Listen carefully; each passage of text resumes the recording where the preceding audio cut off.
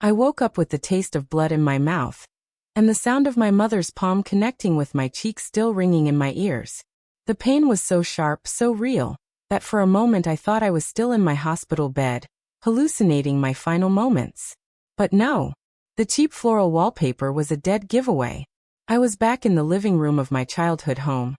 The same room where I'd spent years being gaslit, manipulated, and slowly drained of every cent my father had left me. And there they were, all three of them, frozen in time like a nightmare I couldn't shake. "Don't you dare take the last one, you ungrateful girl." My mother's voice cut through the fog of my confusion.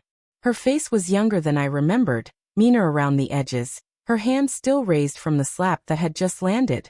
"Your cousin is a guest. Have you no manners at all?" I touched my stinging cheek and looked down at my hand. Smooth skin, no wrinkles, no bruises. My fingers were slender and unblemished. I was 25 again, not 35. I was alive. I was back at the dinner table where everything had started to go wrong. The plate of dumplings sat in the center of the table, steam rising in delicate curls. My cousin Lily was pouting beside me, her eyes already wet with crocodile tears.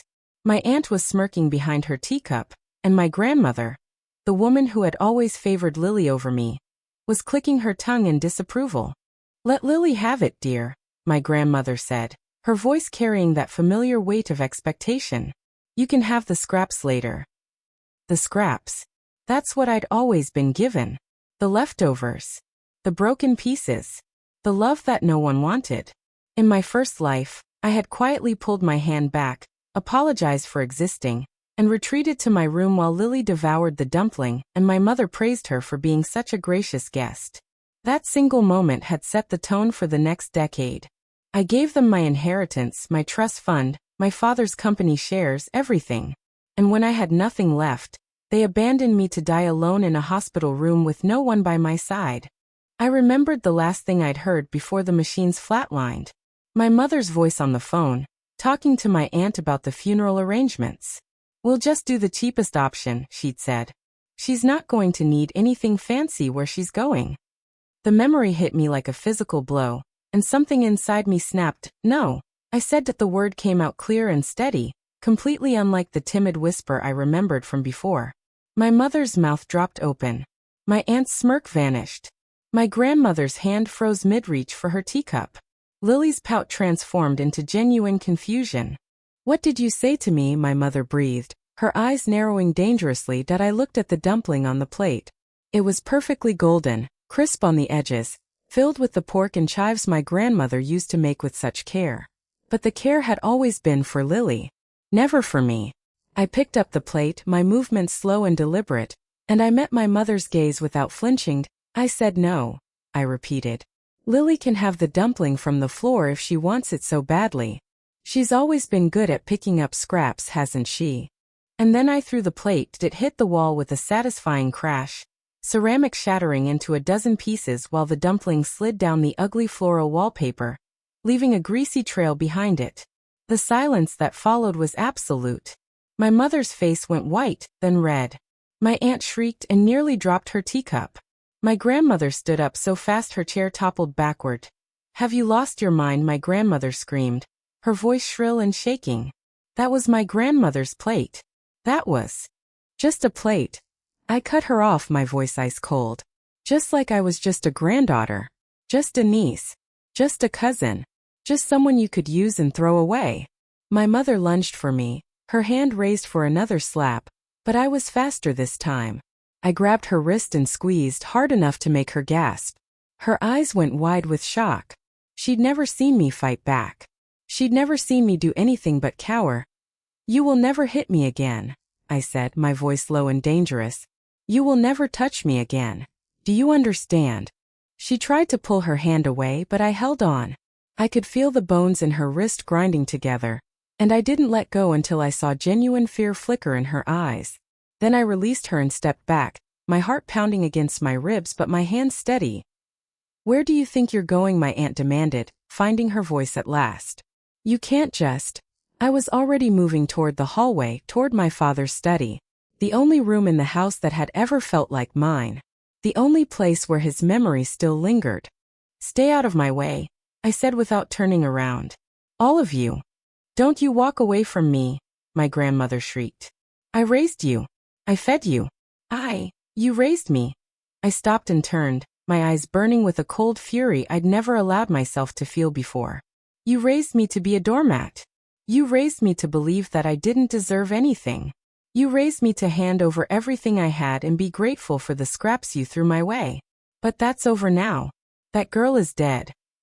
My grandmother's face crumpled into a mask of outrage. How dare you speak to me that way? After everything I've done for you. Your father would be ashamed. Something dark and bitter coiled in my chest. My father, I laughed, and it was a hollow, broken sound. My father loved me. He trusted me. And you. I pointed at my grandmother, my finger trembling with rage. You stole from him while he was dying.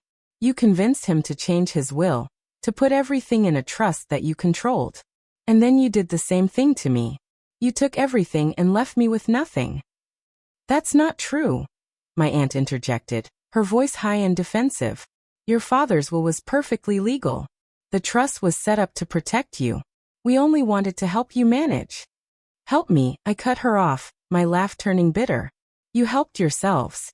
You drained the accounts. You sold the properties. You took the company and ran it into the ground. And when I had nothing left, you left me to rot. My mother's face had gone pale. You're not making any sense. You're talking crazy. You need help, honey. You need to. I need you to leave, I said, my voice suddenly very calm. I need all of you to get out of this house and never come back. This is my house, my grandmother shrieked. I own this house. It's in my name, I said quietly. My father's will put it in my name. I checked the records. You hid it from me, but I know. And if you don't leave right now, I will call the police and have you all removed. My grandmother's face went through a series of contortions, from shock to disbelief to something that looked dangerously close to panic. You can't do that. You wouldn't do that to your own family. You're not my family, I said. Family doesn't do what you did to me. Family doesn't take and take and take until there's nothing left.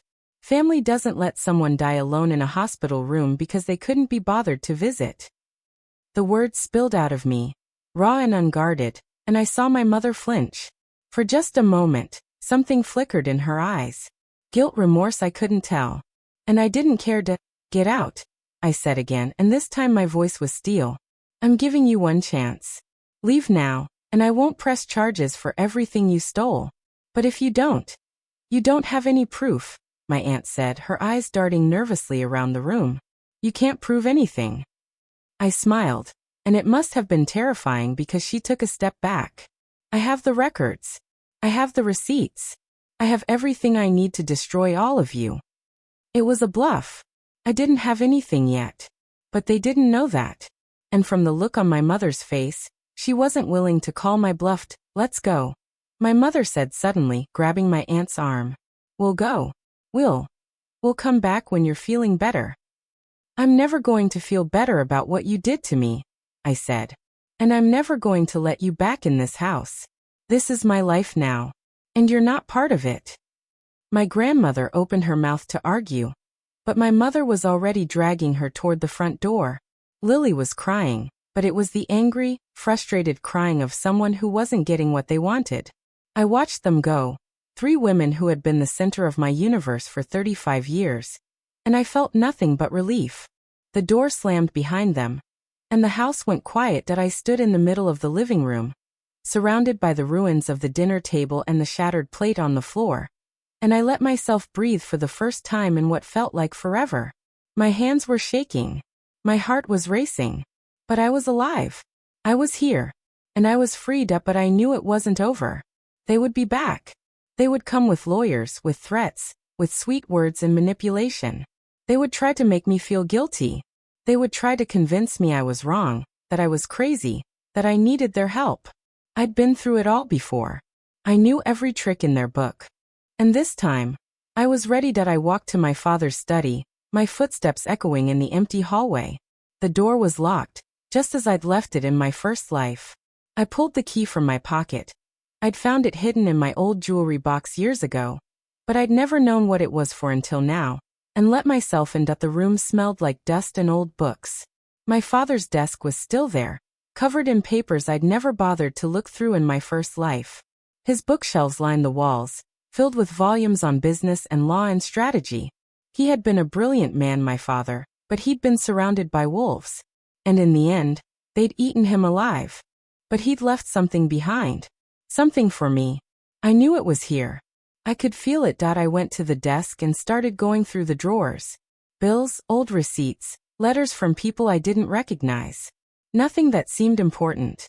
I was about to give up when I noticed a loose panel on the bottom of the desk. I pried it open with my fingernails.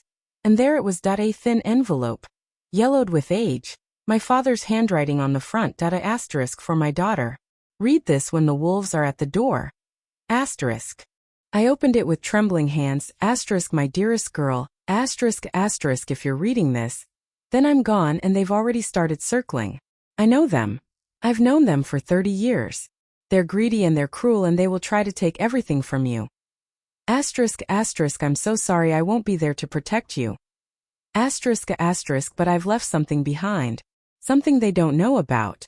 In the safety deposit box at the National Bank, under the name Elena Vance, there's an account. It's not much. I wasn't able to hide as much as I wanted, but it's enough to start over. Enough to build something new. Asterisk. Asterisk, the key is in the desk. The password is your mother's maiden name. The one she abandoned when she married me. I know you don't use it, but it's burned into my memory. Preston. I also left you something else.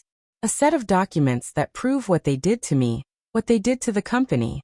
I was too weak to fight them in court. I didn't want to drag you through a scandal. But you're stronger than I am, my love. You always have been. Asterisk, asterisk, use this as you see fit. Burn it and walk away. Or use it to burn them all down. Asterisk. Asterisk, I love you. I'm so proud of you. And I know you'll find your own way. Asterisk, asterisk, your father. Asterisk, I read the letter 3 times. Tears streaming down my face. He'd known. He'd always known what they were like. And he'd tried to protect me. He'd given me everything I needed to fight back. That I wiped my eyes and looked around the study. The key was in the drawer, just like he said. I picked it up and held it in my palm. A small, ordinary key. But it was the key to everything. I heard a noise from outside. A car pulling into the driveway. I looked out the window and saw my mother's sedan. My aunt's car was behind it. They were back. They hadn't even waited an hour. I smiled, cold and sharp. They wanted to fight. They wanted to try and intimidate me, manipulate me, scare me into submission. They had no idea what they were up against. I tucked the letter into my pocket and slid the key into my bra. I could hear the front door opening, their voices loud and angry. My grandmother was yelling about the police. My mother was crying. My aunt was threatening legal action. I opened the study door and walked out to meet them. Get out of my house, I said. Now. My grandmother's face was purple with rage. You don't own this house. The deed is in my name, I interrupted. Signed and dated. I have a copy in my safe deposit box. Which, by the way, I'm about to go access. So if you want to keep playing this game, you need to think very carefully about how much you want to lose. My mother opened her mouth, but I held up my hand. Don't, I said. Don't say another word. You had your chance. You made your choice.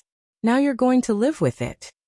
And then I walked past them, out the front door, and into the night. The air was cool and clean. The stars were out. For the first time in 2 lifetimes, I felt like I could breathe. I had the key. I had the letter. I had a future, and I would build it myself, without any of them. I looked back at the house one last time. Through the window I could see them arguing. My mother was screaming at my grandmother. My aunt was crying. It was the beginning of the end for them. They had spent their entire lives plotting against each other, and now they had no one to turn on but themselves. I smiled, turned away, and walked toward the bus stop. The night was young, and I had a safety deposit box to open. The bus was late, and I stood at the stop with my father's letter burning a hole in my pocket and the key to my future pressed against my skin. My hands were still shaking, but it wasn't fear anymore. It was adrenaline. It was the electric charge of being alive when I should have been dead. The streetlights flickered overhead, casting long shadows on the pavement. and I watched every car that passed with a mixture of paranoia and anticipation. They were probably still at the house, tearing each other apart. That was their pattern. When their target escaped, they turned on each other. I'd seen it happen before. In the final days of my first life, when there was nothing left to steal and they started fighting over the scraps of my ruin.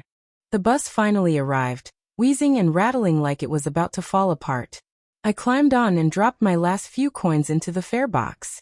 The driver barely glanced at me. I found a seat in the back, tucked myself against the window, and watched the familiar streets of my old neighborhood slide past. The convenience store where I used to buy cheap instant noodles when I was too broke for real food.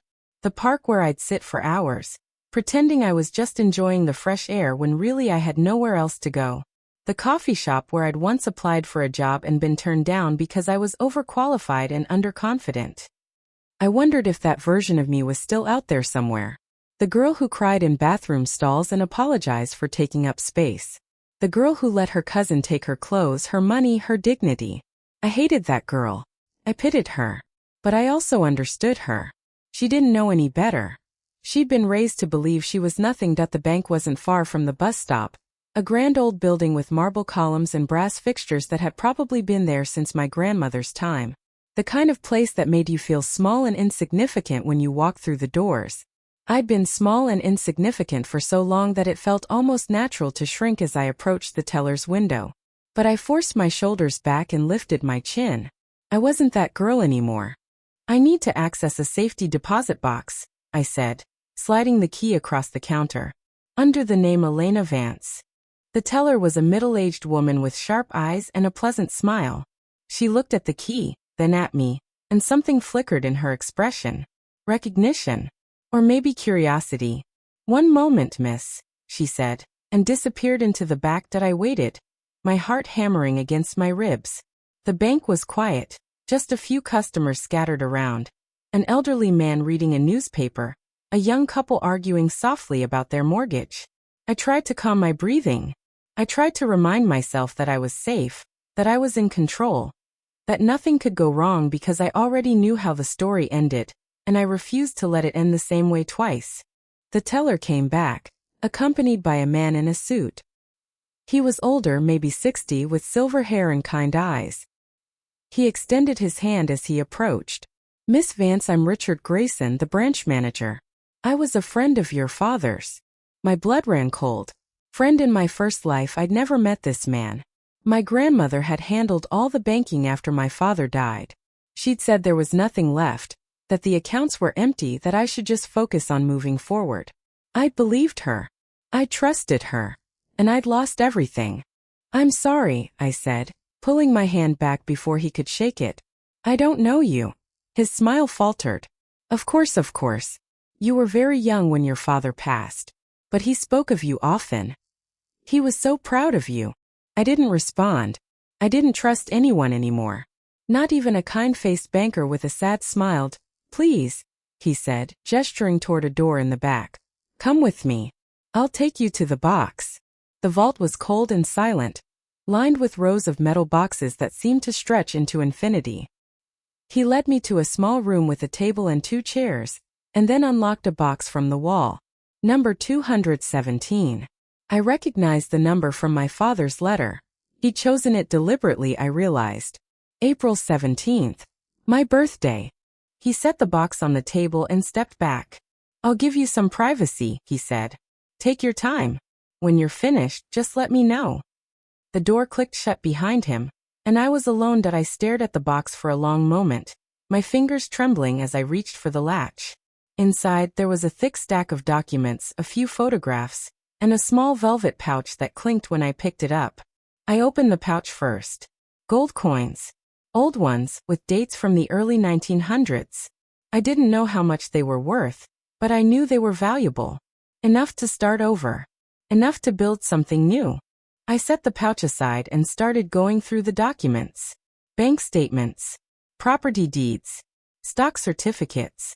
And at the bottom, a sealed envelope with my name on it, in the same handwriting as the letter. I opened it carefully, my eyes scanning the words. "My dearest Elena, ***, if you've made it this far, you've already taken the first step.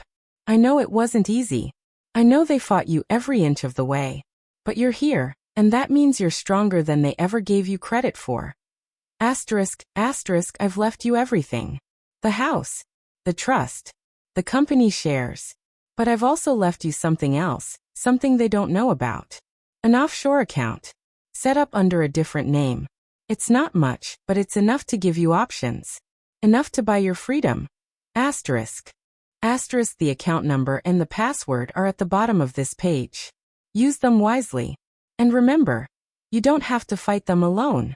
There are people who want to help you. People your grandmother doesn't know about. People who owe me favors. Asterisk, asterisk, I'm sorry I couldn't protect you from this. I'm sorry I left you to deal with them alone. But I know you can do this.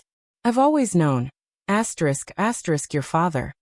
Asterisk, I read it 3 times, tears streaming down my face. An offshore account. A secret fund. Enough to buy my freedom. He'd been planning this for years, I realized. He'd seen what was coming, and he'd tried to give me a way out. I looked at the bottom of the page. An account number. A password. And a name. Marco Castillo. I didn't recognize the name, but I knew what it meant. It meant I had an ally. Someone my father trusted. Someone who was still out there, waiting for me to find them. I took a deep breath and tucked the letter into my pocket, along with the velvet pouch and the documents. I couldn't take everything. It was too much to carry, but I could take the most important pieces. The proof. The key. The name. When I emerged from the vault, Richard Grayson was waiting for me. His expression was careful, measured. I hope you found what you were looking for, miss. I studied him for a moment, trying to decide if I could trust him. You said you were a friend of my father's, I said. What kind of friend? He smiled, a sad, knowing smile that made my heart ache. The kind who helped him hide the money your grandmother couldn't find. My breath caught. You knew? I knew everything, he said quietly. Your father and I had an arrangement. He'd keep me informed about his financial situation, and I'd make sure his assets were protected from anyone who might try to take them, including his mother. I felt a rush of emotion so strong I had to lean against the wall. You helped him. You helped him protect me. I helped him give you a choice, he corrected gently. Whether you use it or not is up to you. But I wanted you to know that you're not alone. There are people in this city who owed your father a great deal. People who would be happy to help you in return for what he did for them. What did he do for them? I asked, my voice barely a whisper. He was a good man, Richard said simply. He helped people, without asking for anything in return. That's why your grandmother couldn't destroy him completely. He had too many allies. I thought about that as I walked out of the bank, the documents hidden in my coat, the name Marco Castillo burning in my mind. My father had been surrounded by enemies, but he'd also been surrounded by friends. Friends I'd never known about. Friends who could help me now that the night air was cold and sharp, and I pulled my coat tighter around me. The bus stop was empty, and I decided to walk. I needed to think. I needed to plan. My mother's voice echoed in my head. Asterisk, you don't have any proof. You can't prove anything. Asterisk. But I had proof now. Bank statements. Deeds. A safety deposit box full of secrets. And I had a name. Marco Castillo. Whoever he was my father's ally. And if Richard Grayson could be trusted, he'd be willing to help me. I walked for nearly an hour, my feet carrying me through familiar neighborhoods and unfamiliar streets. I passed the hospital where I'd died, its windows dark and silent. I passed the law office where my grandmother's lawyer had once informed me that I had no legal standing to contest her control of the estate. I passed the restaurant where my aunt had taken me to celebrate my engagement to a man who was only interested in my money. They were all part of my past now, part of the old life that was dead and buried. When I finally stopped, I was standing in front of a building I didn't recognize. A tall, narrow townhouse in a part of the city I'd never visited. The windows were dark, but there was a light on in the upper floor. I looked at the address and realized it was the one written on the back of the letter. Marco Castillo's address. I stood there for a long moment, my heart pounding. Should I knock? Should I wait? I didn't know this man. I didn't know if I could trust him. But my father had trusted him, and my father had been right about everything else. I was about to turn away when the door swung open. A man stood in the doorway, tall and broad-shouldered, his face half hidden in shadow. He was younger than I'd expected, maybe 35, with dark hair and sharp features. His eyes were watchful, assessing. "You must be Elena," he said. "Your father told me you'd come." I froze. "You knew I was coming." "I've been waiting for 2 years," he said, stepping aside to let me in. "Your father said you'd find your way here eventually. I just didn't expect it to be so soon." I hesitated, my instincts screaming at me to run. But I'd come too far to turn back now. I stepped inside, and he closed the door behind me. "I'm Marco," he said, leading me into a small living room cluttered with books and papers. "And I've got a lot to tell you. About your father. About the company. And about the people who killed him." The words hit me like a physical blow. "Killed my father, died of a heart attack. That's what the death certificate says." Marco laughed, but there was no humor in it. "The death certificate was a lie. Your father was murdered, Elena. And the people who did it are the same people who've been trying to take everything from you." I sank into the nearest chair, my legs unable to support me anymore. Who killed him?" He sat down across from me, his eyes dark with something that might have been grief. "Your grandmother," he said quietly. "She needed him out of the way to get control of the company. She couldn't inherit while he was alive. And he'd made it clear he would never give her a cent. So she found another way." I couldn't speak. I couldn't breathe. My grandmother had killed my father. The woman who had raised me, who had always claimed to love me, had murdered her own son. "I don't have proof," Marco continued. "Not the kind that would hold up in court. But I have enough to make her life miserable. And I have enough to protect you." "Protect me from what?" I asked, my voice barely a whisper. "From them," he said. "They know you're alive. They know you've found the safety deposit box. And they know you're going to be a threat to everything they've built. They're going to come for you, Elena. And I can help you fight back." I stared at him, my mind reeling. My grandmother. My aunt. My mother.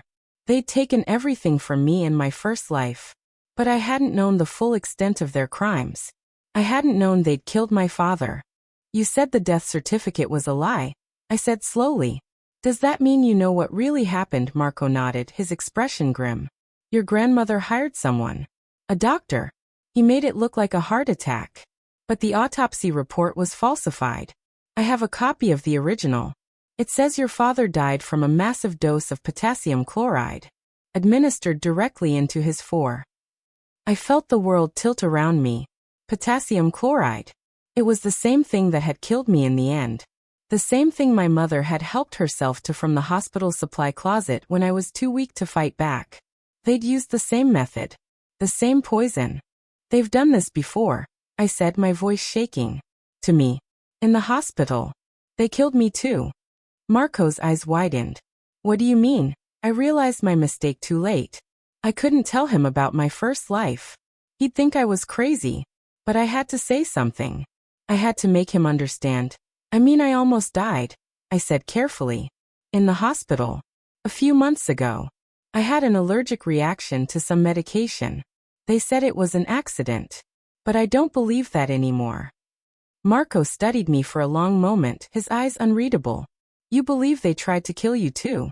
"I know they did," I said, and the words came out harder than I intended. "I know exactly what they're capable of." He nodded slowly, as if he understood more than I'd told him. "Then we have a common enemy," he said. "And I think we should work together to destroy them." "Give me one reason I should trust you," I said, my voice steady despite the fear coiling in my chest. Marco reached into his pocket and pulled out a photograph. He handed it to me, and I felt my heart stop. It was a picture of my father and Marco, standing outside a courthouse, both of them smiling. On the back, in my father's handwriting, it said, "My dearest Elena. This is Marco. He's the one person in the world I trust with your life." I looked up at Marco, tears streaming down my face. "He trusted you with my life." "I'd like to think I've earned it," he said quietly. "And I'd like to earn yours too." I took a deep breath and made a decision. "I'm in," I said. "Tell me what we do next." And then the lights went out. The darkness swallowed us whole. And for a moment I couldn't breathe. My hand shot out, searching for Marco, and I felt his fingers close around mine. Warm and steady in the sudden void. "Don't move," he whispered, his voice barely audible. "And don't make a sound." I froze, my heart hammering so loud I was sure anyone outside could hear it. The silence stretched for what felt like an eternity, broken only by the distant hum of traffic and the soft creak of the old townhouse settling around us. Then I heard it. A footstep. Light. Deliberate. Someone was in the house. Marco's grip on my hand tightened, and he pulled me forward, guiding me through the darkness with a familiarity that told me he'd practiced this. We moved slowly, carefully, our footsteps muffled by the thick carpet. I could feel the heat of his body close to mine, the tension radiating off him like electricity. When we reached a narrow doorway, he pushed me through first and followed close behind. "We're in the basement," he breathed against my ear. "There's a door that leads to the alley. We need to be quiet." I nodded, not trusting my voice. The footsteps above us grew louder, more insistent. Someone was searching the living room. I could hear drawers being opened, papers rustling, the soft thud of furniture being moved. They were looking for something. Or someone. Marco's hand found mine again, and he led me down a narrow flight of stairs. The basement was cold and damp, smelling of old concrete and mildew. I stumbled over something on the floor, and Marco caught me before I could fall. His arm wrapped around my waist, holding me steady. "Almost there," he whispered. I heard a click, and then a sliver of moonlight appeared ahead of us. The back door. Marco pushed it open and cool night air rushed in, carrying the scent of garbage and wet pavement. He pulled me through and we emerged into a narrow alley, the back of the townhouse looming above us. "Move," he said, and we started running. We didn't stop until we were blocks away, hidden in the shadow of a shuttered convenience store. I doubled over, gasping for breath, my lungs burning. Marco stood beside me, his eyes scanning the street, his body coiled with tension. He wasn't even winded. "Who was that?" I managed, my voice ragged. "I don't know," he said, his jaw tight. "But they knew I was here. They knew you were coming." "How is that possible? I didn't even know you existed until tonight." He turned to look at me, his eyes dark and unreadable. "Your grandmother has eyes everywhere. She's been watching you for years. She knew the moment you accessed that safety deposit box. She knew the moment you read your father's letter." I felt the blood drain from my face. "She's been watching me. The whole time. Every move you make," he confirmed. "That's why I stayed in the shadows. That's why I didn't reach out to you sooner. If I had, she would have found out. And she would have killed me too." I leaned against the wall, my legs threatening to give out. My grandmother. The woman who'd raised me. The woman who'd held my hand when I was sick, who'd tucked me in at night, who'd told me she loved me. She was a monster. And she'd been watching me my entire life. "She doesn't know about this place," Marco said, gesturing to the dark street around us. "She doesn't know about any of my safe houses. But she knows about the townhouse. I knew she would eventually. I just didn't think she'd find it so soon." "I led them there," I said, the realization hitting me like a physical blow. "I led them straight to you." Marco shook his head. "You didn't know. But now we have to be smarter. We have to stay ahead of her."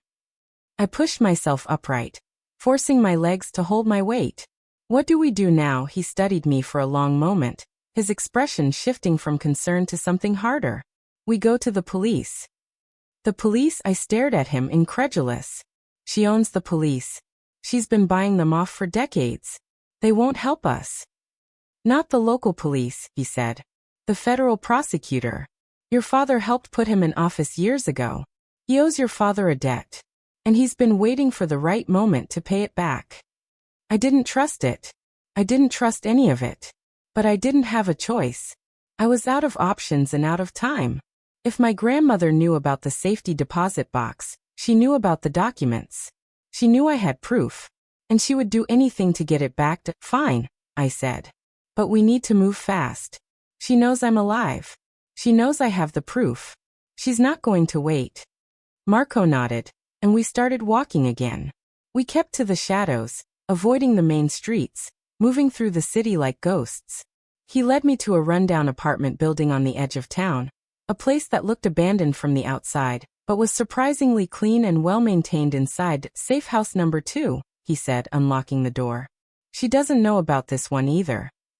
I walked inside, my eyes scanning the room. It was small, just a bed and a table and a kitchenette, but it was warm and safe. I sank onto the bed, my body finally giving out. I was exhausted. I was terrified. But I was alive. Marco sat down across from me, his expression grim. We need to talk about what happens next. Next, I laughed, a hollow bitter sound. Next we go to the federal prosecutor, and hope he doesn't sell us out too. He won't, Marco said firmly. I trust him. Trust is a luxury I can't afford anymore, I said, my voice sharp. I trusted my grandmother. I trusted my mother. I trusted my aunt. And they killed me. Marco's eyes widened, but he didn't question my choice of words. They almost killed you, he corrected gently. But they didn't succeed. And we're going to make sure they never get another chance. I wanted to believe him. I wanted to believe that this nightmare was almost over. But I knew better. I knew my grandmother. I knew how ruthless she could be. She wouldn't stop until I was dead. She couldn't afford to die. She's going to come for me, I said quietly. She knows I have the proof. She's going to come for me tonight.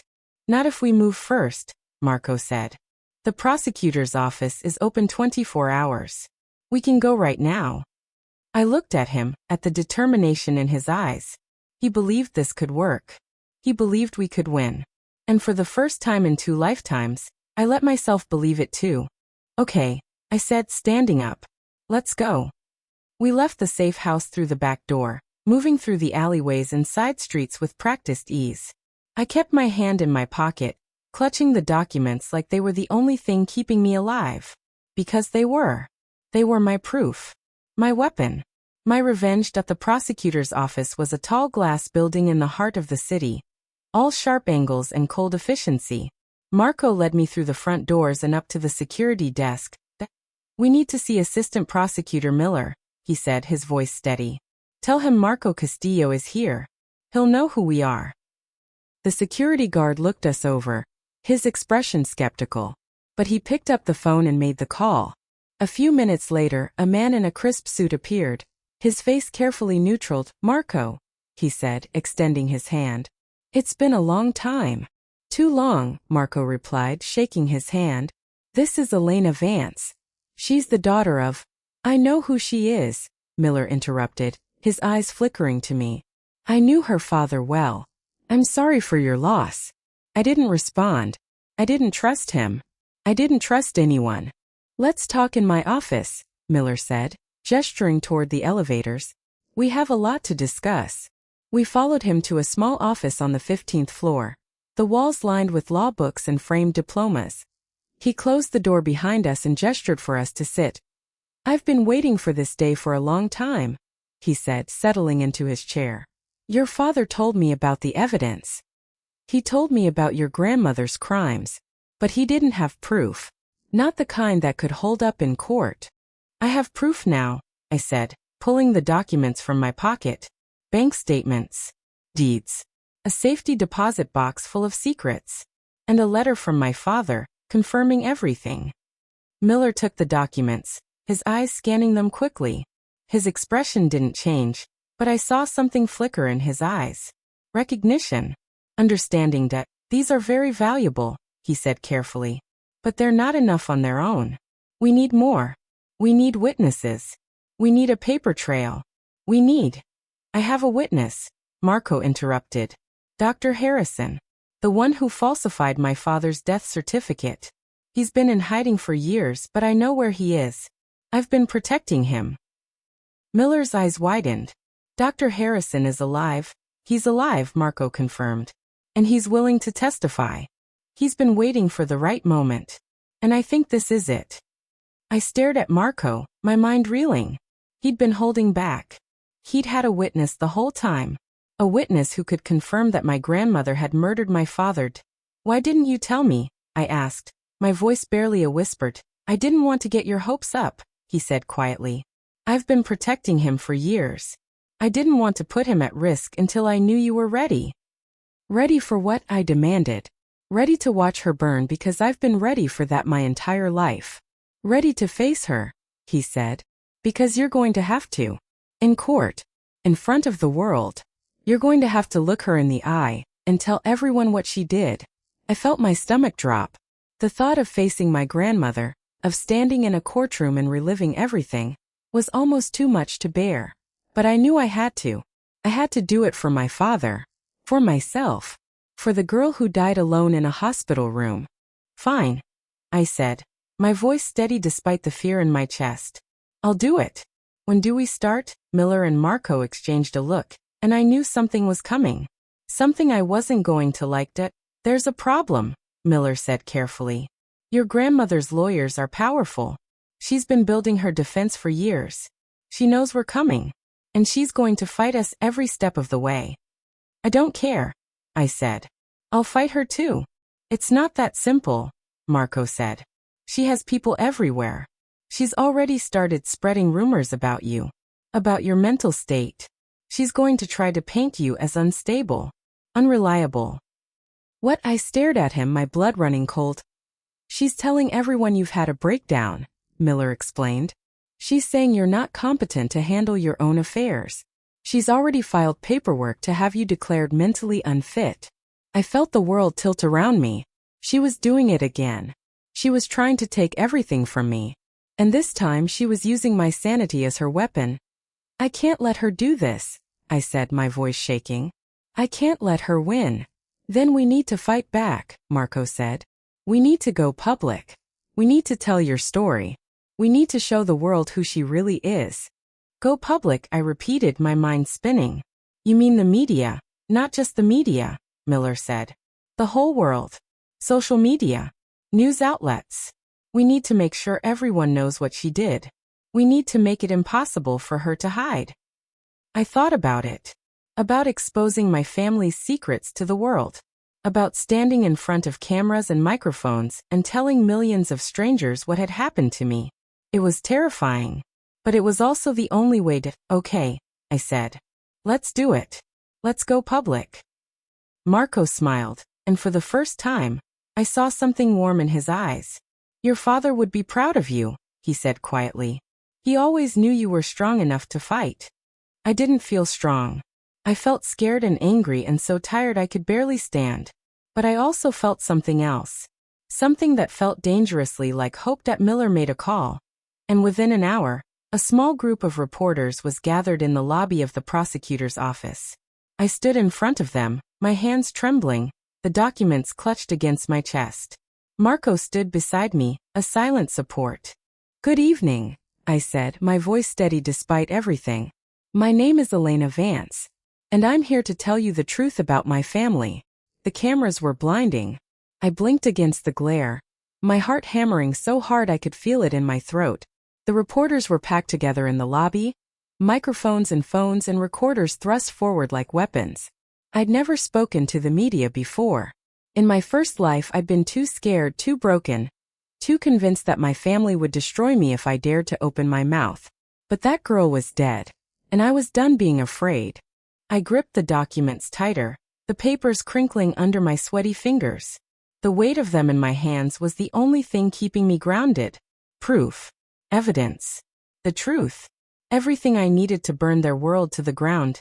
Good evening, I said, forcing my voice to stay steady. My name is Elena Vance, and I'm here to tell you the truth about my family. A ripple of murmurs went through the crowd. Cameras clicked, capturing every expression on my face. I could see the headlines already forming. Heiress accuses family of fraud. Daughter of late businessman speaks out. The truth behind the Vance fortune. The woman I call my grandmother, I continued, pausing to let the words sink in, has been stealing from me my entire life. She killed my father.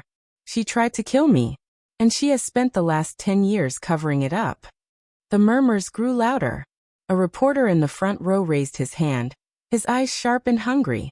Miss Vance, do you have proof of these allegations? I held up the documents. I have bank statements, property deeds, a letter from my father confirming everything. And I have a witness who's willing to testify. Who's the witness? Another reporter called out. I took a breath. Dr. Harrison, the physician who falsified my father's death certificate. He's been in hiding for years.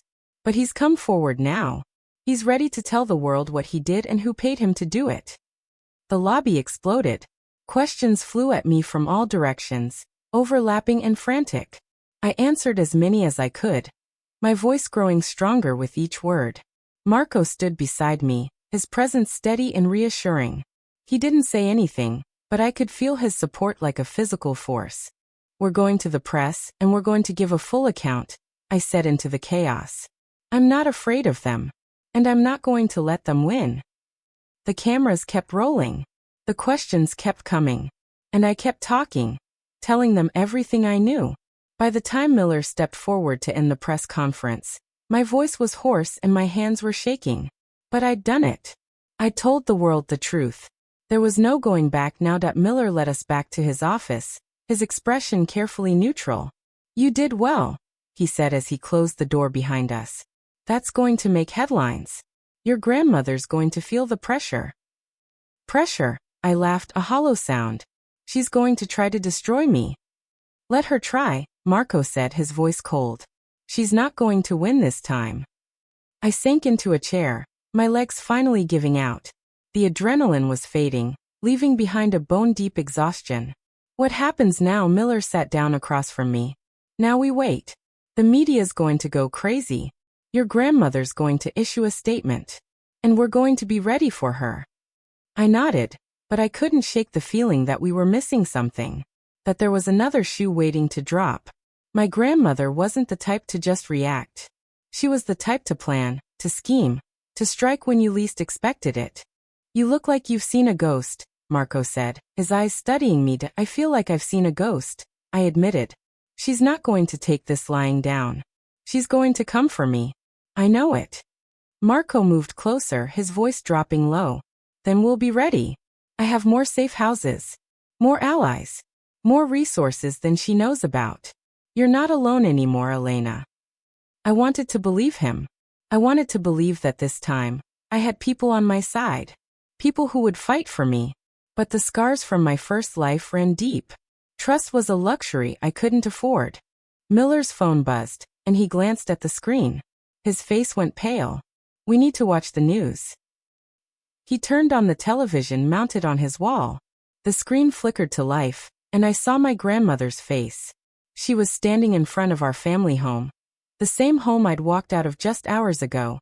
Her expression serene and regal. Reporters surrounded her, their questions firing like bullets. My granddaughter is sick, my grandmother said, her voice trembling with practiced emotion. She's been suffering from mental illness for years. We've tried to help her. We've tried to get her treatment. But she refuses. And now she's making these terrible accusations. My stomach dropped. She was doing it. She was spinning the narrative, turning me into the villain. I watched as tears welled in her eyes, as she dabbed at them with a handkerchief, as she painted herself as the victim of a delusional granddaughter. Elena has always struggled with the truth, she continued, her voice breaking.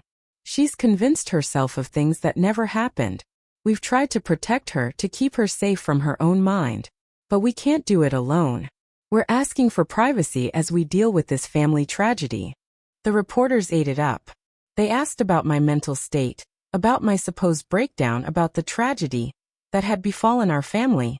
My grandmother answered every question with grace, her voice dripping with sorrow that I watched in silence, my hands clenched into fists at my sides.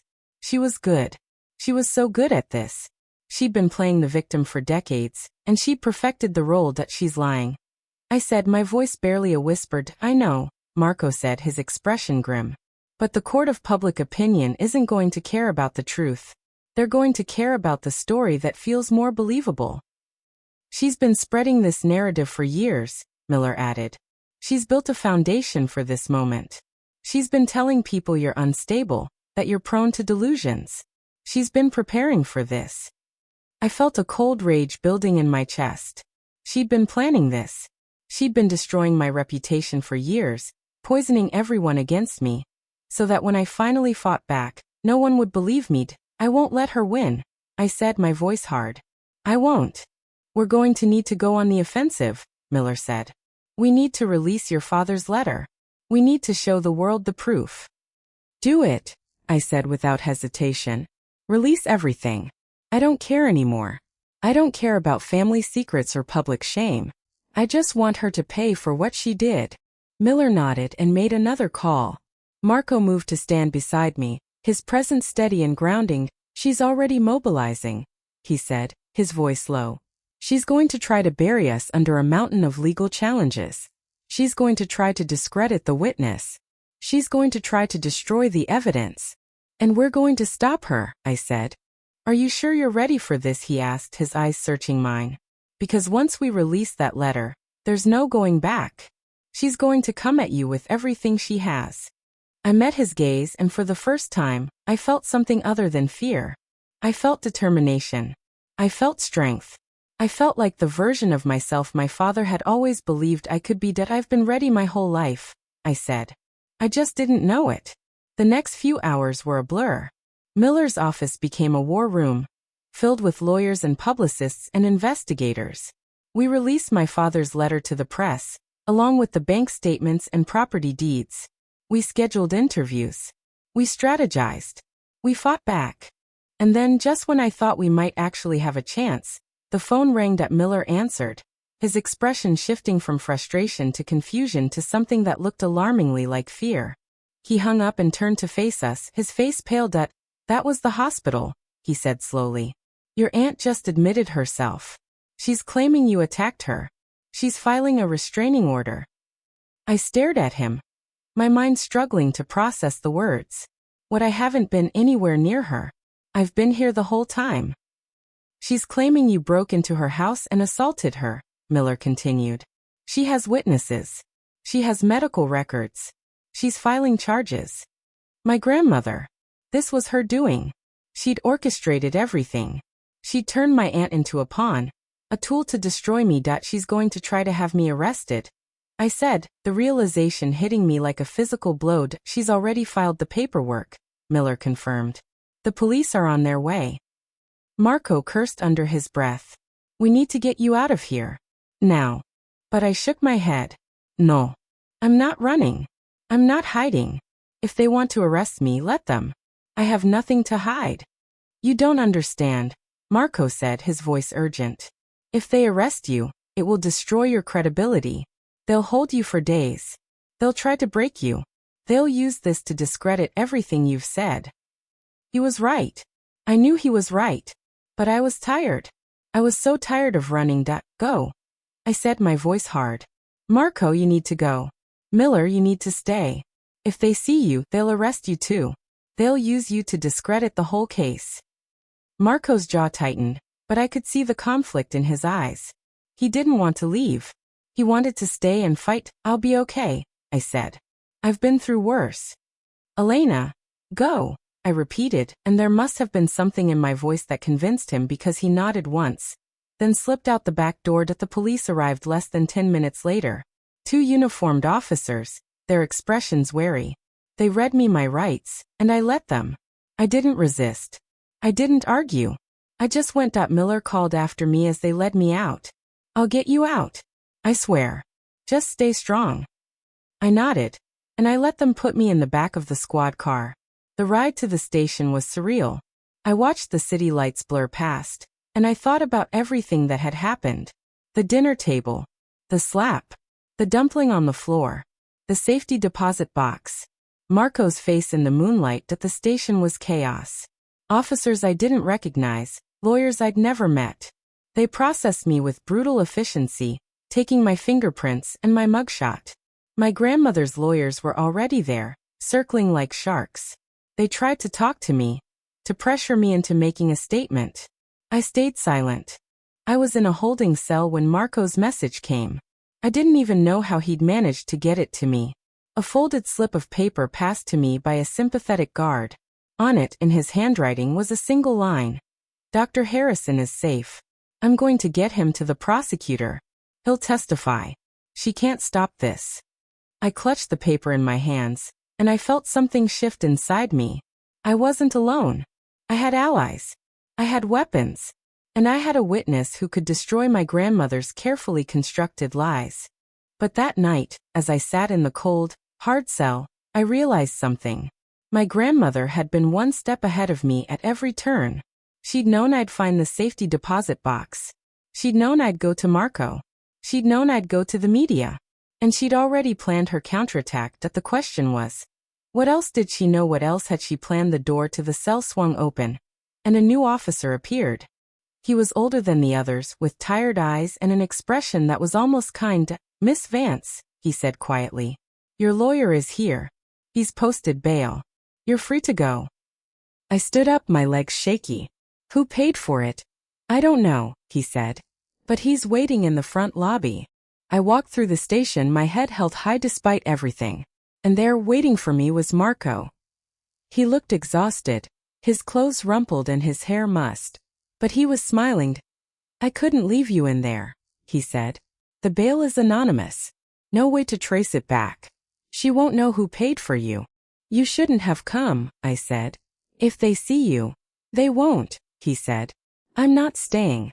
I just wanted to make sure you were out. I'm going back into hiding tonight. But I'll be in touch. And I'll get you that witness." "You have a plan," I said. "What is it?" He leaned close, his voice barely a whisper. "I know where the original autopsy report is. The real one. Harrison told me. Your grandmother's been paying to keep it hidden. But if we can get our hands on it, it's over. She's finished." I stared at him, the weight of his words sinking in. The original autopsy report. The proof that my father had been murdered. The evidence that would bring my grandmother down. "Where is it?" I asked. "At the offshore account," Marco said. "The same one you found in your father's letter. The documents are on a flash drive. In a safety deposit box in Zurich. We need to get that drive." My heart sank. Zurich. Halfway around the world. How was I supposed to get there without my grandmother finding out? "Don't worry," Marco said, as if reading my thoughts. "I have a way. But you have to trust me." "Do I have a choice?" I asked. He smiled, a genuine smile that reached his eyes. "No," he said. "But I don't think you need one." He was right. I didn't have a choice. I didn't have any options left. But for the first time in 2 lifetimes, I felt like I was exactly where I was supposed to be. "Let's go," I said. "Take me wherever you're going. I'm ready." Marco led me out of the station, into the cold night air. The stars were out, scattered across the sky like diamonds. I looked up at them, and I thought about my father. I thought about everything he'd given up to protect me. Everything he'd sacrificed. At this time, I was going to make it right. This time, I was going to win. We walked for blocks, moving through the shadows, staying off the main streets. Marco led me to a nondescript building, a warehouse on the edge of town. He unlocked the door and pulled me inside. "Stay here," he said. "There's a room in the back. Food, water, a change of clothes. I'll be back in a few hours." "Where are you going?" I demanded. "To get Dr. Harrison," he said. "We're going to Zurich. Together. But first I need to make sure he's safe. I need to make sure the drive is still there." And then I asked. Marco paused, his hand on the doorknob. He turned back, his expression flickering with something I couldn't quite place. "And then we destroy her," he said quietly. "We give your father the justice he deserves." And then he was gone, disappearing into the darkness. I stood in the warehouse, alone with my thoughts. The silence was absolute, broken only by the distant hum of the city. I walked to the back room, just as Marco had described. A simple cot, a small table, a few cans of food. I sat down on the cot, my hands still trembling. I was scared. But I was also determined. My grandmother had been one step ahead of me my entire life.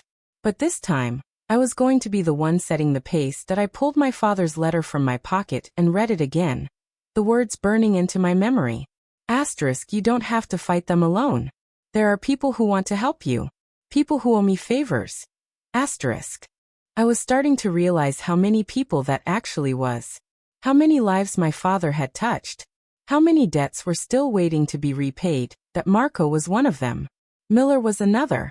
And maybe, if I was lucky, there were more. I lay back on the cot, my eyes growing heavy. I didn't sleep. I couldn't. But I let myself rest, let my body recover from the exhaustion of the past few days. The hours ticked by slowly. I counted them, one by one, until I heard the door open again. Marco was back. He had a man with him. A thin, nervous man with graying hair and haunted eyes. "Elena," Marco said. "This is Dr. Harrison. I'm sorry it took so long." Harrison looked at me, his expression pained. "I should have come forward years ago," he said, his voice trembling. "I should have told the truth. I'm so sorry." I studied him, searching for any sign of deception. But I didn't find it. He looked like a broken man. A man who'd been carrying a terrible secret for too long. "It's okay," I said. "You're here now. That's what matters." He nodded, his eyes glistening with unshed tears. "I'll testify. I'll tell them everything. I know what she did. I know who she is." "Then let's go," Marco said. "We need to catch a flight to Zurich before she realizes what we're doing." "But how?" I asked. "We don't have passports." "We don't have." "I have everything," Marco interrupted. "Your father gave me the passports and the money years ago. He knew this day would come. He knew you'd need to disappear." I stared at him, the realization hitting me like a freight train. My father had planned everything. He'd known what was coming, and he'd prepared for it. He'd given me a way out, a way to fight back. "Let's go," I said. My voice steadied up. Marco led us out of the warehouse and into a waiting car. The city lights streaked past us as we drove, the night air cold and sharp. The airport was quiet, almost empty. Marco produced our tickets, our passports, everything we needed. The flight to Zurich was long, but I didn't sleep.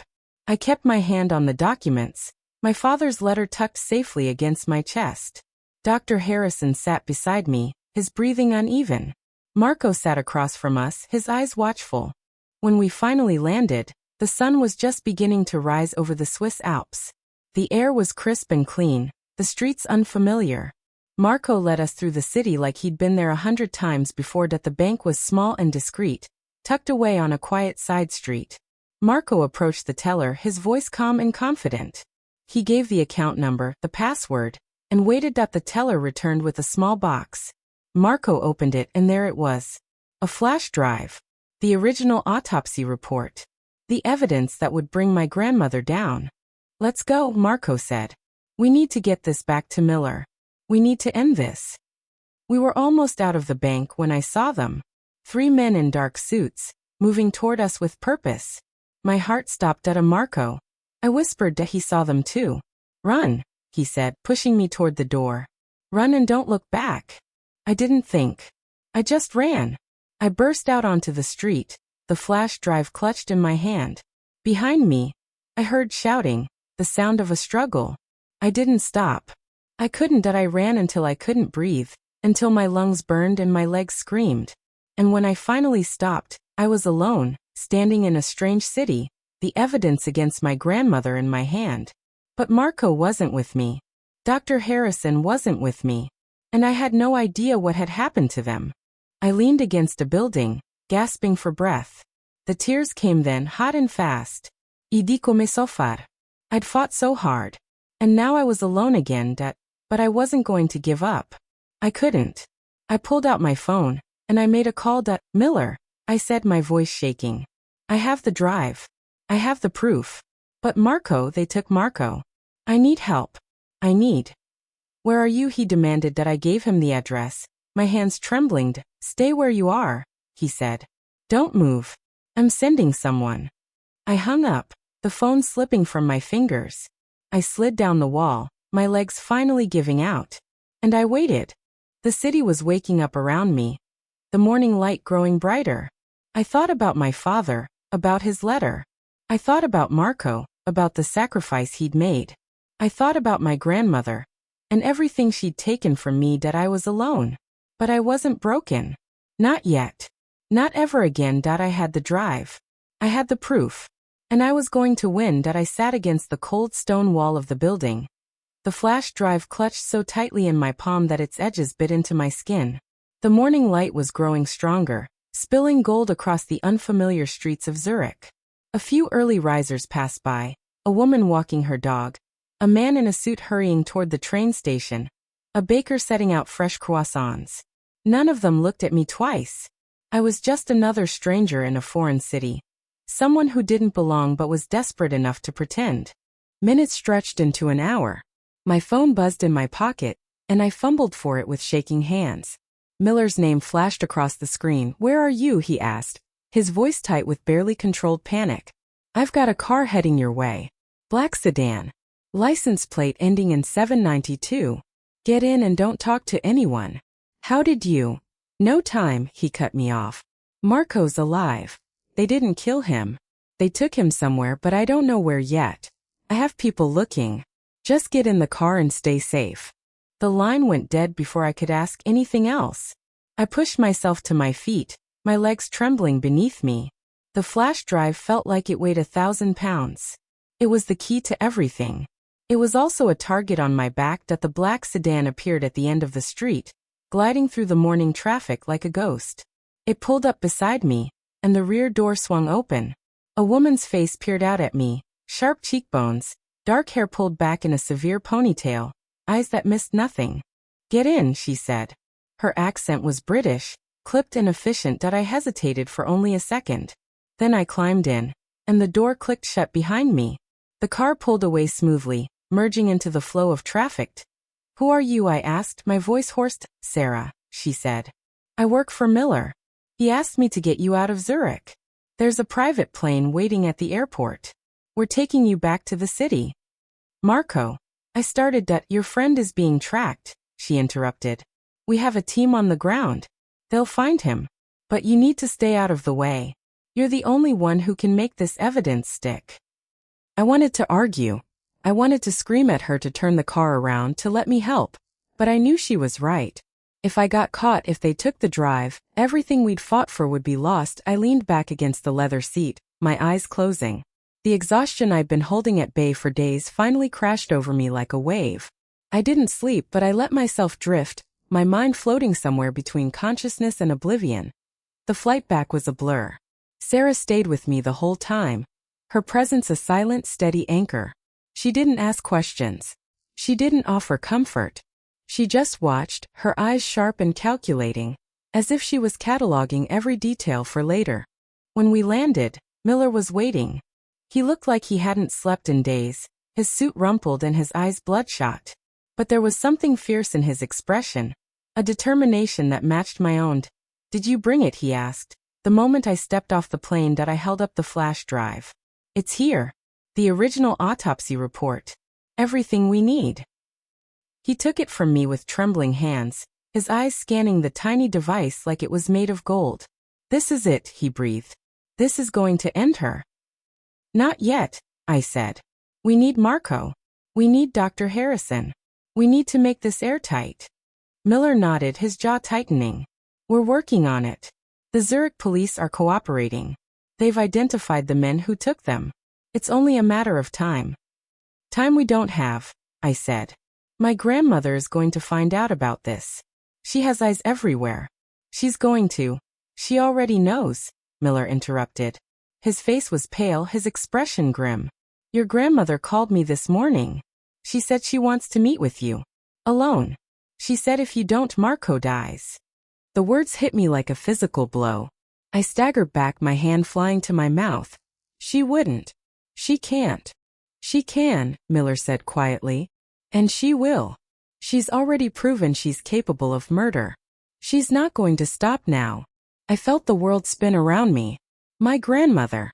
The woman who'd killed my father. The woman who'd tried to kill me. She had Marco, and she was using him as leverage. "What did she say?" I asked, my voice barely a whisper. "She said she wants to meet you at the house," Miller said. "Tonight. Alone. If you don't come, she'll kill him. And then she'll come after you." I wanted to scream. I wanted to cry.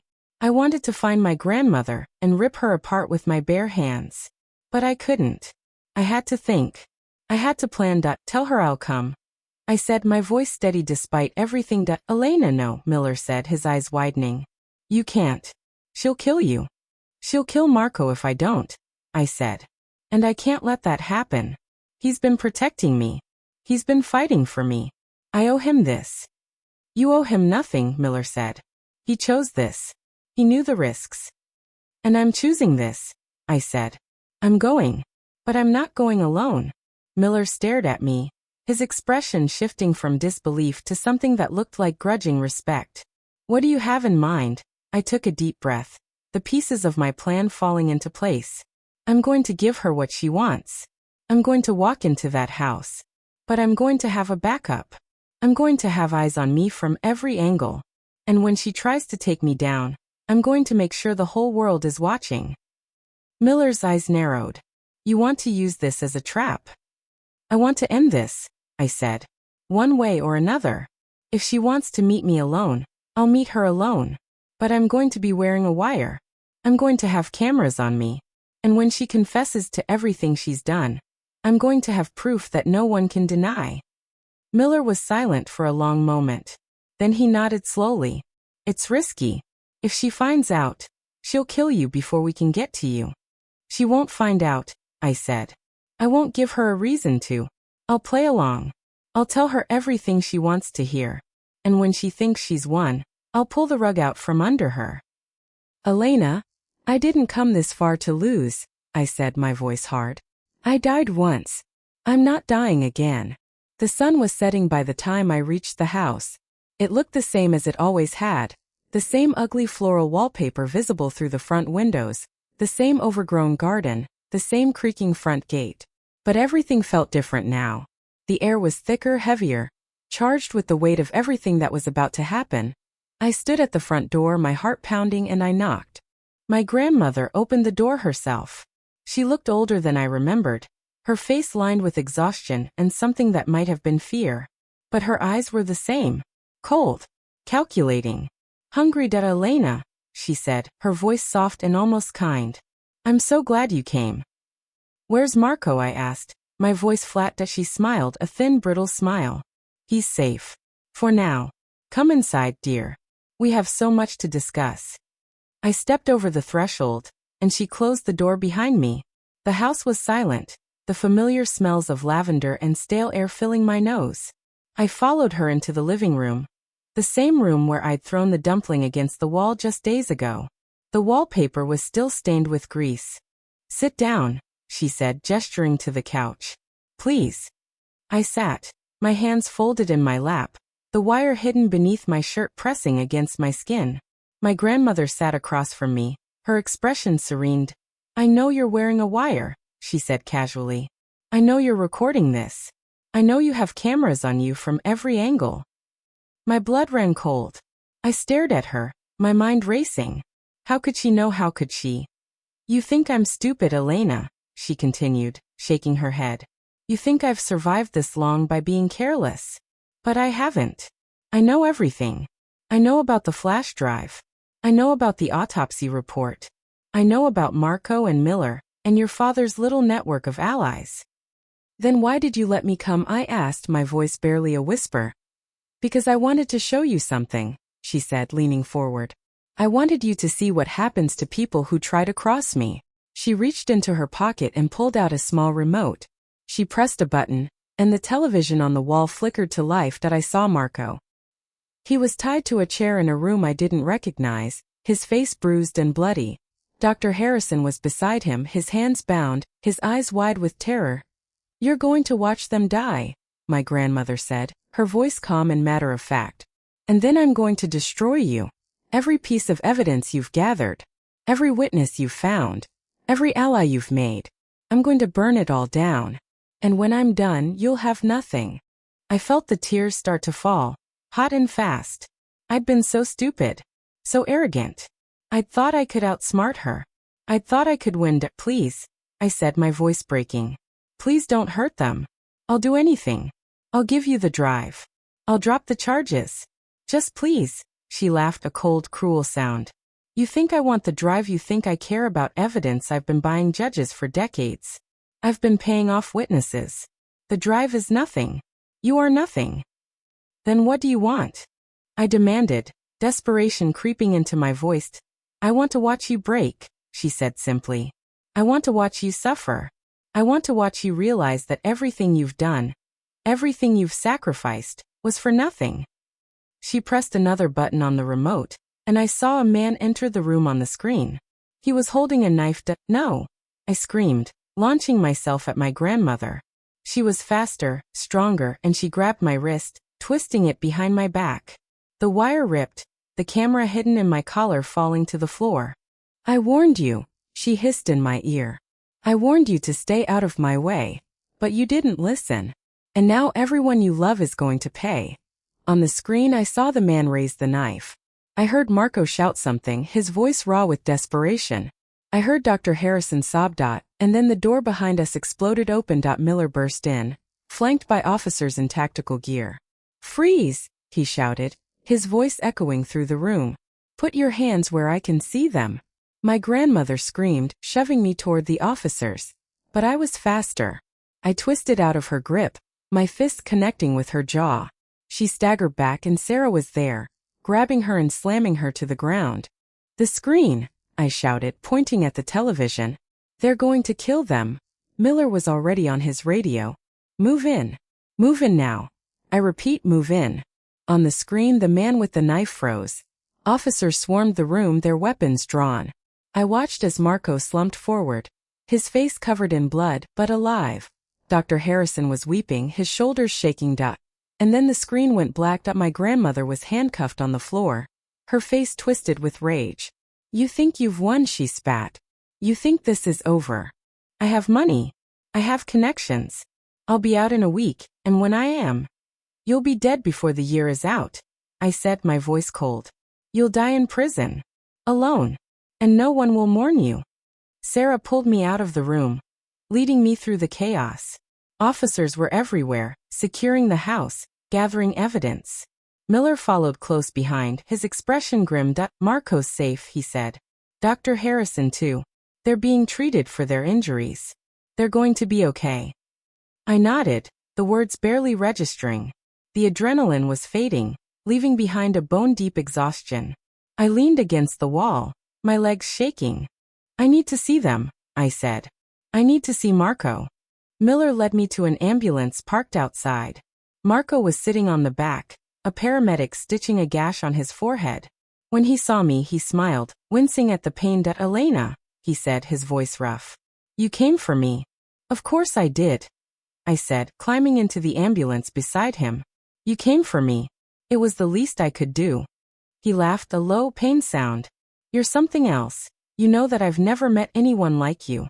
"Neither have I," I said, and I meant it. I'd never met anyone who would risk their life for me. I'd never met anyone who believed in me the way he did. The paramedic finished his work and stepped back, leaving us alone. I took Marco's hand, squeezing it gently. "It's over," I said. "She's in custody. She can't hurt anyone anymore."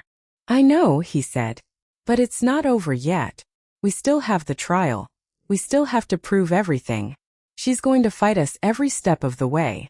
"Let her fight," I said. "I've been fighting my whole life. I'm not going to stop now." He looked at me, his eyes searching mine. "How did you get so strong?" I thought about my father's letter. I thought about the dumpling on the floor. I thought about the hospital room where I died, alone and forgotten. I thought about everything I'd been through, everything I'd survived. "I had a good teacher," I said quietly. "My father. He taught me to never give up. He taught me to fight for what's right. And he taught me that family isn't about blood. It's about love. It's about loyalty. It's about people who stand by you when the whole world is against you." Marco squeezed my hand back. "Then I guess I'm your family now." I smiled, the first genuine smile I'd felt in years. "Yeah," I said. "I guess you are." The trial was a media circus. My grandmother's lawyers fought every step of the way, filing motion after motion, trying to delay the inevitable.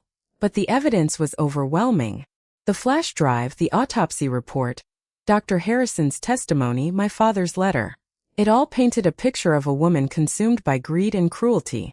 I sat in the courtroom every day, watching my grandmother's carefully constructed world crumble around her. I watched her face go pale as Dr. Harrison recounted her confession. I watched her hands shake as the autopsy report was read aloud. I watched her eyes fill with rage as the jury returned their verdict, guilty. On all counts. The courtroom erupted. Reporters scrambled to get the story, cameras flashing, microphones thrust forward. But I didn't see any of it. I was too busy watching my grandmother as she was led away in handcuffs, her face twisted with hatred. "Elena Vance," she spat as she passed me. "You think you've won. But you haven't. I'll be out in 15 years. And when I am, I'm coming for you. I met her gaze and I smiled. I'll be waiting, I said. But I think you'll find that I'm not the scared little girl you used to know. She was dragged away, screaming, the sound echoing through the courtroom. The doors slammed shut behind her, and the silence that followed was almost deafening that I turned to leave. And Marco was waiting for me at the back of the room. He took my hand, his fingers warm and steady. It's over, he said. It's finally over. I nodded, but I knew it wasn't. Not really. The scars from my first life would always be there. The pain of losing my father, the betrayal of my family, the loneliness of dying alone. Those wounds would take time to heal. But I was free. For the first time in 2 lifetimes, I was truly free. We walked out of the courthouse together, into the bright afternoon sun. The reporters swarmed us, shouting questions, but Marco held them back, shielding me with his body. Let's go home, he said, his voice low. I didn't have a home anymore. Not really. The house had been sold, the contents auctioned off. But I had something better. I had a future. I had choices. And I had people who believed in me. Okay, I said, and I let him lead me through the crowd. Later, after the media had dispersed and the chaos had faded, I sat alone in my new apartment. It was small and simple, nothing like the grand house I'd grown up in. But it was mine. I'd paid for it with the money my father had hidden away. I'd decorated it with things that made me happy. And I'd hung his letter on the wall, where I could see it every day. Marco knocked on the door and I let him in. He was carrying 2 cups of coffee, his face clean-shaven and peaceful for the first time since I'd met him. Thought you might need this, he said, handing me one of the cups. Thanks, I said, taking a sip. It was hot and bitter, exactly the way I liked it. He sat down across from me, his eyes studying my face. How are you doing? He asked. Really, I thought about it. The past few months had been a blur of chaos and pain and triumph. I'd lost so much, but I'd gained even more. I'm okay, I said. I'm better than okay. I'm alive. He smiled, that warm, genuine smile that made my heart skip. Yeah, he said. I guess we both are. We sat in comfortable silence for a long moment, the sounds of the city filtering through the open window. I thought about everything I'd been through, everything I'd survived. And I thought about the future, that there were still things I needed to do. I needed to rebuild my life, to figure out who I was without the weight of my family's cruelty. I needed to learn to trust again, to let people in. I needed to find a way to forgive myself for the girl I used to be. But I had time. For the first time in my life, I had time. Marco, I said, breaking the silence. Thank you. For everything. He looked up, his eyes meeting mine. You don't have to thank me, Elena. I did what was right. But that's just it, I said. No one ever did what was right. Not for me. You were the first. He reached across the table, his hand covering mine. I'm not the first. Your father was. He loved you. He believed in you. And he gave you everything you needed to fight back. I just helped you use it. I felt the tears start to fall, hot and fast. I'd cried so much in the past few months that I thought I'd run out of tears. But I hadn't. There was always more. Will you stay? I asked, my voice barely a whisper. Just for a little while. He squeezed my hand gently. I'll stay as long as you need me. The apartment was quiet, the kind of quiet that settles into your bones after a storm. Marco's hand was still warm over mine, his fingers calloused and steady. I didn't want to let go. I was terrified that if I did, he'd disappear, and I'd be alone again. The thought of being alone, truly alone, after everything we'd been through, was unbearable. I'm not going anywhere, he said, as if reading my mind. I promised I'd stay as long as you needed me. I meant it. I pulled my hand back, suddenly self-conscious. I don't even know what I need anymore.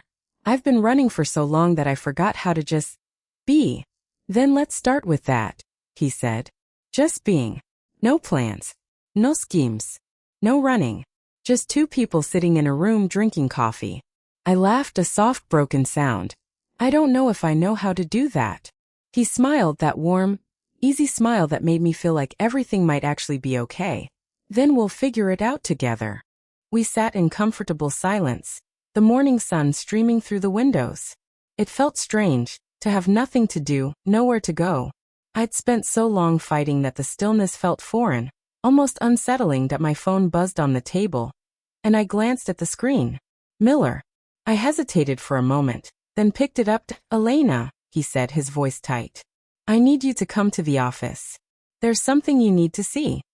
What is it? I asked, my stomach dropping. It's about your grandmother. She's made a request. You need to hear it in person. I felt the familiar dread curl in my chest. She was in prison. She was supposed to be powerless. But even behind bars, she was still finding ways to reach me. I'll be there, I said, and hung up. Marco was already on his feet. What's going on? I don't know, I admitted. But Miller sounded serious. I need to go. He didn't hesitate. I'm coming with you. We took a cab to the prosecutor's office, the city blurring past outside the window. I tried to prepare myself for whatever was waiting. But my mind was blank, a buzzing wall of static. Miller was in his office, his face pale. He gestured for us to sit. Your grandmother has made a request, he said, his voice carefully neutral. She wants to see you. Alone. No, Marco said immediately. Absolutely not. I held up my hand. Wait. What does she want? She says she has information, Miller said. Information about your father's business dealings. She says there are things you don't know. Things that could change everything. She's lying, Marco said. She's trying to manipulate you. She's been doing it for years. I knew he was right. I knew it was a trap. But I also knew my grandmother. She didn't make idle threats. If she said she had information, she had something. Something she thought would break me. I'll see her, I said quietly. Marco turned to me, his eyes blazing. Elena, you can't be serious. After everything she's done. I know what she's done, I interrupted. I know she's a monster. But she's also the only person who knows the whole truth about my father. If there's something I don't know, I need to hear it. I need to know everything. That's exactly what she wants, Marco said. She wants to get inside your head. She wants to destroy you. She can't destroy me, I said. I'm already destroyed. I died. I lost everything. There's nothing left for her to take. Marco stared at me, his expression shifting from anger to something that looked almost like pain. There's me, he said quietly. There's us. You still have something. You have a life, a future. Don't let her take that away from you. I felt the tears start to form, but I blinked them back. I won't, I said. I promise. I'll be careful. I'll be ready. But I need to do this. Miller cleared his throat. I can arrange it. But you'll have to go to the prison. And you'll have to do it alone. She's refusing to see anyone else. I understand, I said. Marco shook his head, his jaw tight. I don't like this. I don't like any of this. I know, I said. But I need you to trust me. He was silent for a long moment. Then he nodded, his eyes never leaving mine. I trust you. But if anything happens, nothing's going to happen, I said. I'll be fine. The prison was cold and gray, the walls towering above me like the walls of a fortress. I was searched, processed, and led through a maze of corridors until I reached a small visitation room. The guards left me alone, and I sat at a metal table, waiting. The door opened, and my grandmother was let in. She looked smaller than I remembered, her shoulders hunched, her hair streaked with gray. But her eyes were the same. Cold. Sharp. Hungry. Elena, she said, her voice raspy. You came. You said you had information, I said, keeping my voice flat. About my father. She sat down across from me, her hands cuffed in front of her. Ido. But I'm not going to give it to you for free. Of course not, I said. You never did anything for free. What do you want? I want you to drop the charges against my lawyers, she said. I want you to stop the investigation into my assets. And I want you to give me back the house. I stared at her, incredulous. You're in prison. You're going to die here. And you're still trying to negotiate. I'm not negotiating, she said. I'm offering you a choice. You can have the truth about your father, or you can have the satisfaction of watching me rot. But you can't have both. I thought about it. About my father's death. About the years of pain and betrayal. About the girl who had died alone in a hospital room, forgotten by everyone who was supposed to love her. What kind of truth? I asked, my voice barely a whisper. She smiled, a thin, brittle smile. The truth about his business dealings. About the money he hid. About the people he betrayed to get it. Your father wasn't a saint, Elena. He was a criminal. And I have proof. I felt the world tilt around me. My father. The man I'd idolized. The man I'd spent years mourning. He was a criminal. You're lying, I said, but my voice was shaky. I'm not lying, she said. I have documents. Bank records. Emails. Your father was involved in money laundering. Fraud. He stole from his own company to fund his secret accounts. The same accounts you found. The same accounts you've been using to rebuild your life. I felt the tears start to fall. No. No, he wouldn't. He couldn't. He did, she said, her voice cold. And I can prove it. But only if you agree to my terms. I stared at her, my mind reeling. My father. The man who'd written me that letter.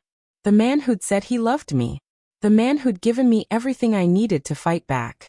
Was it all a lie? I need to think, I said, standing up. I need to. You don't have time, she interrupted. The documents are going to be released to the press in 3 days. Unless you stop them. Unless you do what I ask. I turned and walked out of the room, my legs shaking beneath me. The guards led me back through the corridors, and I didn't speak. I couldn't. The words were trapped in my throat, choking me. Marco was waiting outside. He took one look at my face and pulled me into his arms. What did she say? He asked, his voice urgent. What did she do to you? She told me things, I said, my voice muffled against his chest. About my father. Things I didn't know. Things I don't want to know. Elena, whatever she said, it's a lie. She's trying to manipulate you. I know, I said, pulling back. But I don't know how to prove it. I don't know if the documents are real.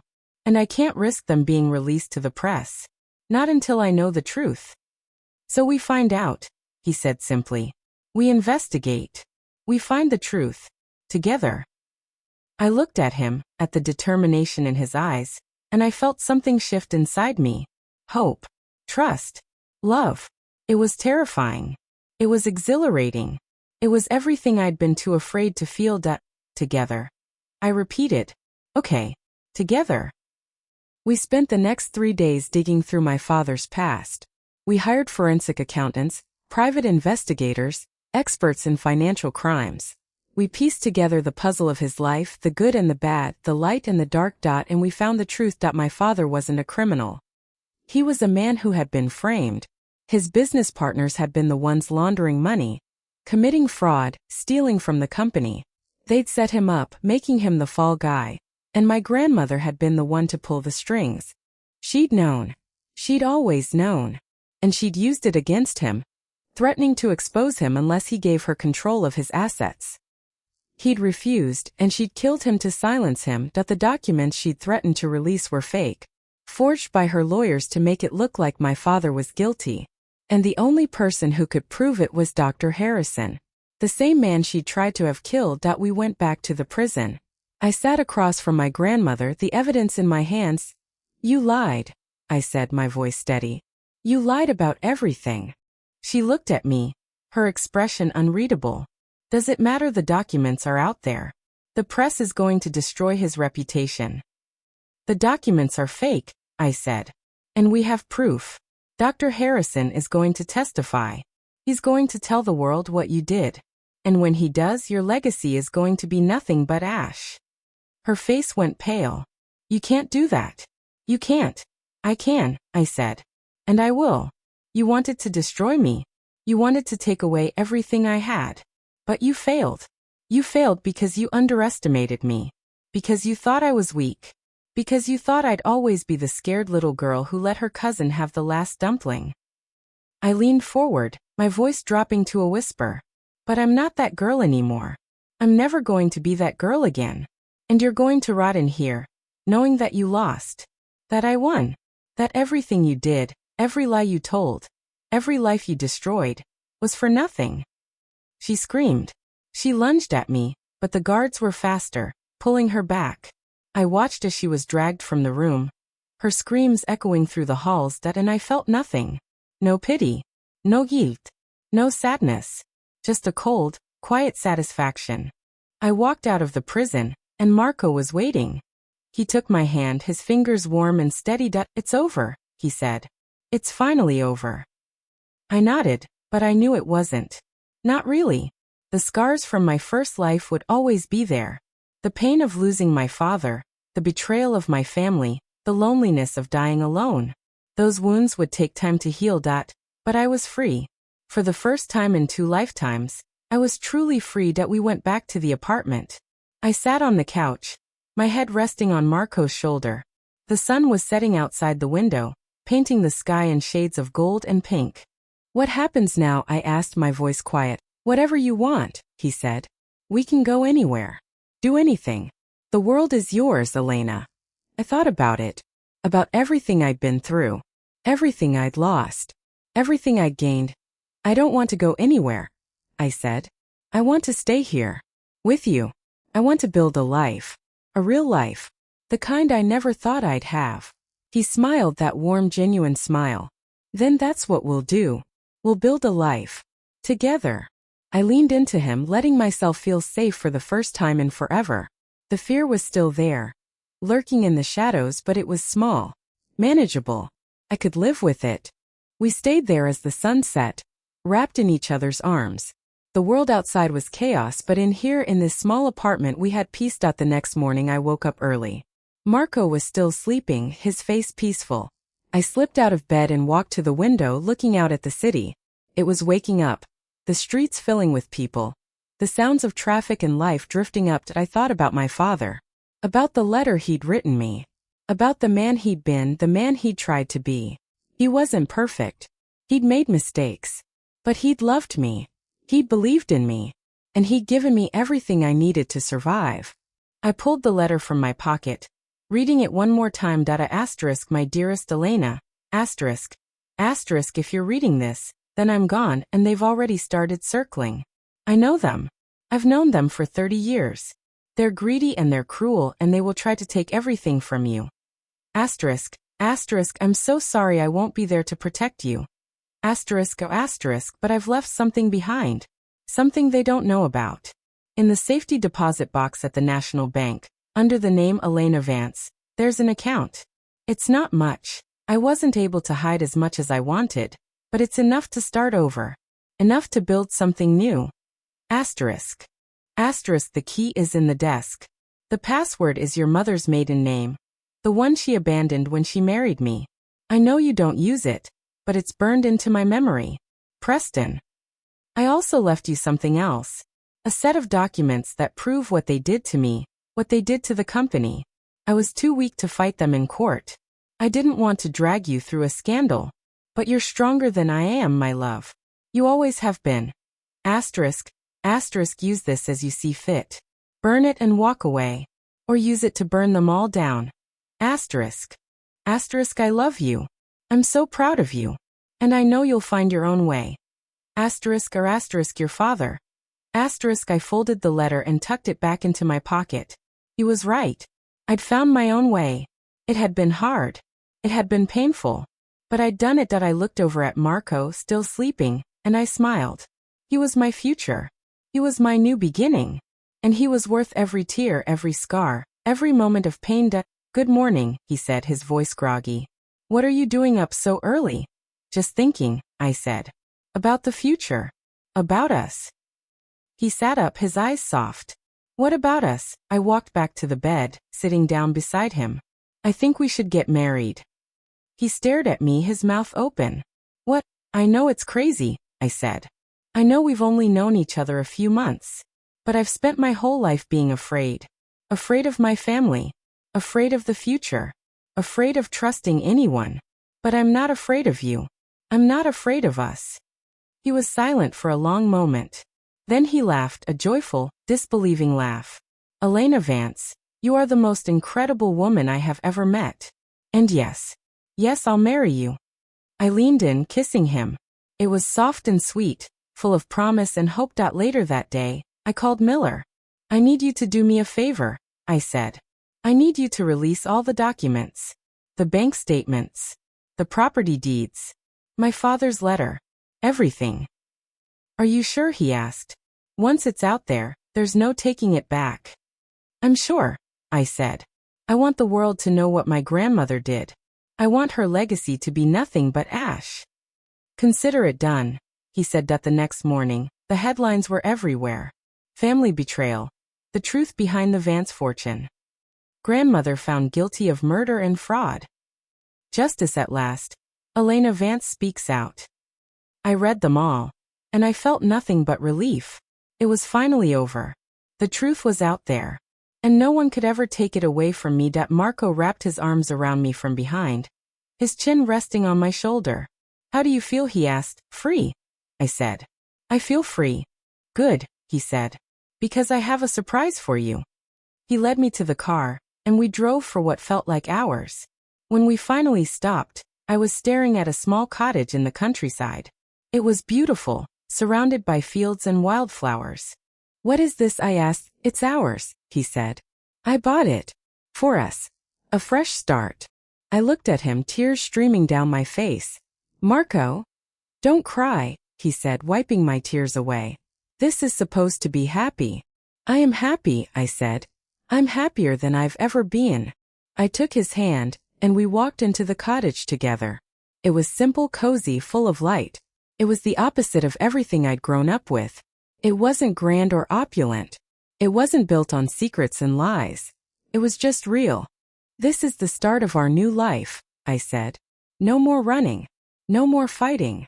No more running, he agreed. Just us. I thought about my first life. The loneliness. The pain. The betrayal. I thought about the girl who had died alone in a hospital room, forgotten by everyone who was supposed to love her. I thought about all the things I'd lost. All the things I'd never had. But I also thought about everything I'd gained. A second chance. A future. A family. Marco wasn't just my partner. He was my anchor, my home, my heart. I'm not the same person I used to be, I said softly. And I don't think I'm ever going to be. But I'm okay with that. I like who I am now. Marco pulled me close, his voice barely a whisper. I like who you are too.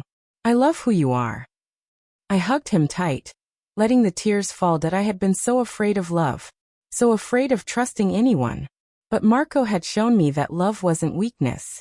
It was strength. It was the willingness to be vulnerable, to open yourself up, to risk everything for the chance of something beautiful. And I wasn't going to waste that chance. Not this time. I looked out the window, at the fields stretching into the distance. The sun was setting, painting the sky in shades of orange and gold. It was beautiful. It was peaceful. It was everything I'd ever wanted and never thought I'd have. Let's go inside, Marco said. It's getting cold out here. I nodded, and we walked into the cottage together. The door closed behind us, and the world outside disappeared. It was just us now. Just our future. And for the first time in my life, I felt like I was home.